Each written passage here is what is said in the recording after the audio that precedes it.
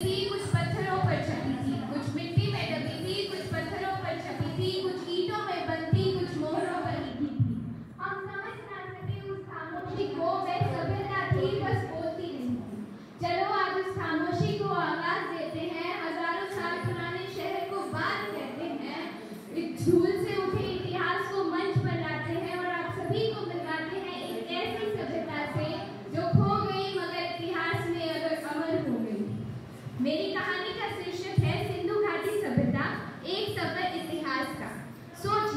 सोचिए एक ऐसा समय जब ना मोबाइल था ना इंटरनेट, फिर भी एक शहर था जो आज की स्मार्ट सिटी से भी ज्यादा समझदार था।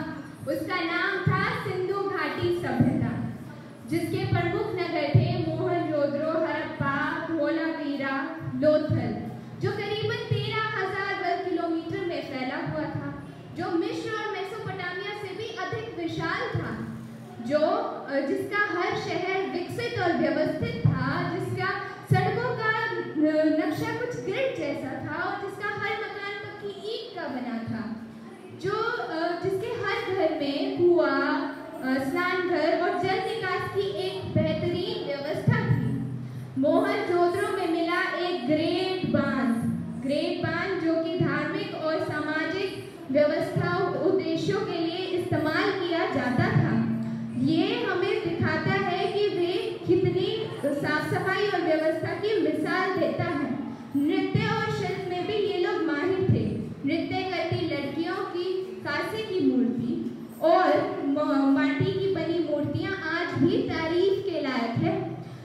ये सभ्यता का केंद्र व्यापार भी था।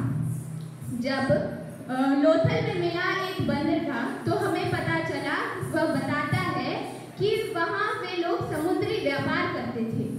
वे कपास उगाना, औजार बनाना और दूर दूर तक अपने उत्पादन भेजना उनका दिनचर्या थी। वे केवल फिर न जाने अचानक क्यों ये सभ्यता खत्म हो गई। इतिहास में इसके कई कारण बताए जाते हैं। कुछ लोग कहते हैं सरस्वती नदी का सूख जाना, कुछ लोग जलवायु परिवर्तन, कुछ कहते हैं अप्राकृतिक आपदाएं और बाहरी आक्रमण इसके कारण थे।